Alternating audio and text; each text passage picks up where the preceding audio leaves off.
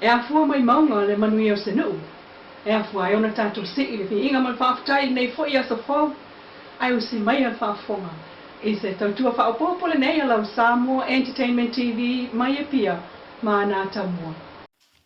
A o tau fia i pēr lea e o whanau wa onga, a mata mai i le vasenga wa onga whata i tai, whaasolo atu le ia 1, i le ia 7, talu pui puinga o le whanau mai le pepesel tenki fiva, po le fiva o po naivi. Ai ua toi whao popo mai ai nei, leisi fo i alo Samoa ua maliwai.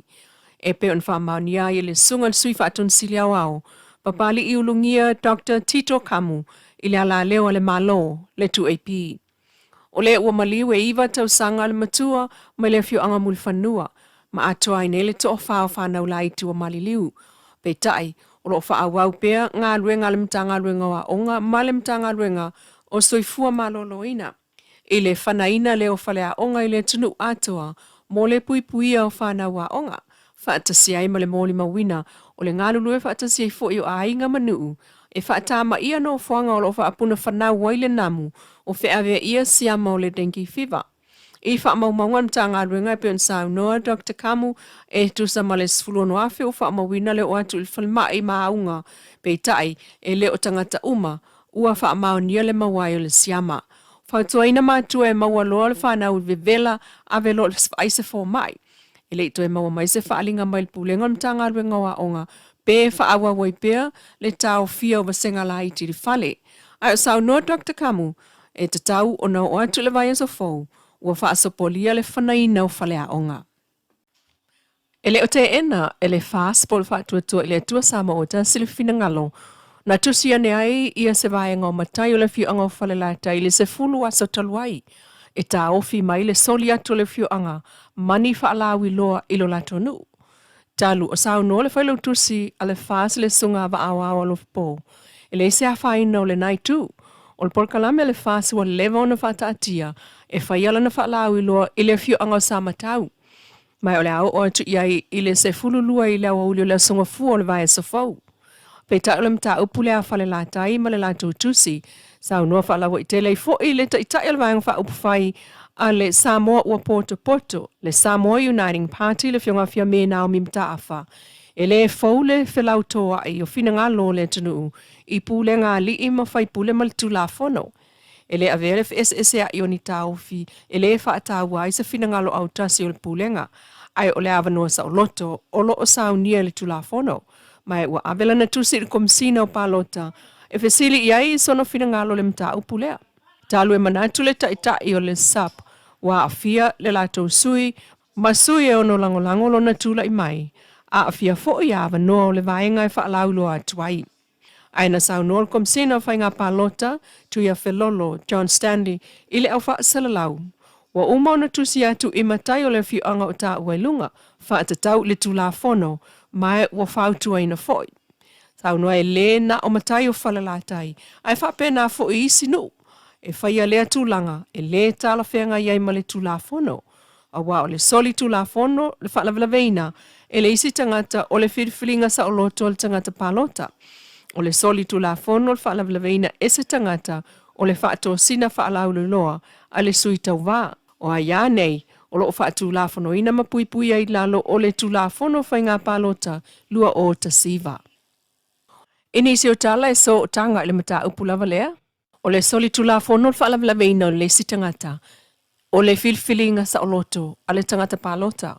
O le soli tula fono whaalaveina e se tangata o le whaato sina whaalawi loa a le suita wā. O a ia nei o lo o whaatu la fono ina mpuipui ai lalo le tula fono whainga palota lua o tasiva.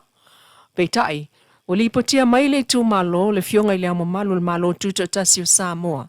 Tui mleli i whano wa ale to aso alau vile lua. Whale la tai, le avatu ele nu o se tusi, ua sainia e se vaenga o na matai e tā ofi ai, le a whea o lo lato nuu, e whaalawi loa a vaenga wha upu whai. O le whaasi leo lo o whaanga solonan whaalawi loa mai lo o iai fo i lona sui wha au yoli, mai le fiu anga o sa matau le sunga tele ai Christian au sange. E ese mai le sunga whaalawa au whastau ula, mo le SUP Samoa ua poto poto. O whalelatai e ana le sui lea ua se so o paia inga, o manu malo mai i palota, le sunga lupe matasila tolonga tātile o le HRPP. I le fono whaaso lulu a le komesina o whainga palota tu ia whelolo John Stanley ma tu stala nafi na ia sa no ai. Le soli tu la fono le whalavlaveina e le isi tangata o le whiriwhilinga sa o loto al tangata palota. O le soli tu la fono le whalavlaveina e se tangata o le whaatosina whaalawi loa le suita o wā. O aia nei, o lo whaatu la fono ina mpui ai lalo tu la fono whainga palota lu o ta siva. Ua ta otol polkalame mo le whainga palota, ua whaalawi loa le komsina whainga palota, e whaamuta i le asalua iwa o au kusalua o lua lima.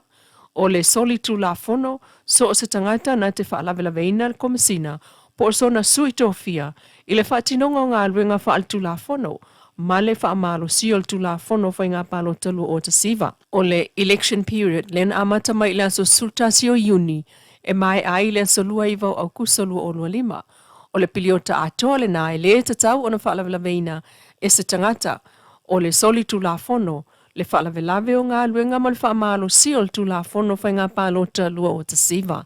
I te tono o le piliota lea, o lo ai ai le saolotonga a sui tau vai whai ai iana whaalawi loa i te tono o lona nuu, malona i tu malo mo le si le fia tangata palota o le i tu malo, e whai ai le whirwhilinga saoloto a le tangata palota e sa unoa ma le whaalaveina.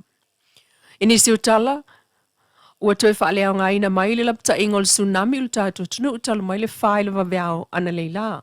Peitai, na mo le mawina i vae ngātu i mātu sifo le motu nei o upolu, le ova ane o ngalu i lunga o tali ngalu ai maise, o le anga i atu il mlai valele ngātai whale o whasto. Peitai o tala mai Amerika Samoa na mo le mawina i fo le mawalulunga, e sili ai le mita ngalu fati, le lolo vai ai vaenga o tu lata i le sami o le taulanga i whangatongo. Mo le mawina mai fo il tāpaneo mlai valele i maui Hawaii o na o awhianga. Ai o fōlinga wa ai o le tau ilo tātua tunu ule nei yaso, ma winga lo wa o le tau talu mai le lima ile waweao. Ua whaalea o ngā ina nei whautuanga o savili malolosi, mo vaenga i saute manofanga mawalulunga. Whaalea o ngā ina lapta inga mo o ngā sami, ai o whaamalosi a pea whautuanga mo ti munga mamafa, ma whautuanga mo o ngā sami. Ai o le tai au, i ata mai satelite, o lo wa ai ai se vaenga o whataula inga, po wheteia inga leo savili ma timunga, o lo ta oto pea i saute, wha pea timunga, ma wila, ma whai titili, ilunga au Samoa. Whaaftai i le tapo inga, whaaftai i te talo, ta tonu whaamlieina, lau whaafunganga i nei fo i tūlama le nei aso, tātou tue wheiloa i le aso atai au. O nanga level nei, whai pea lau Samoa, Entertainment TV, mai Samoa.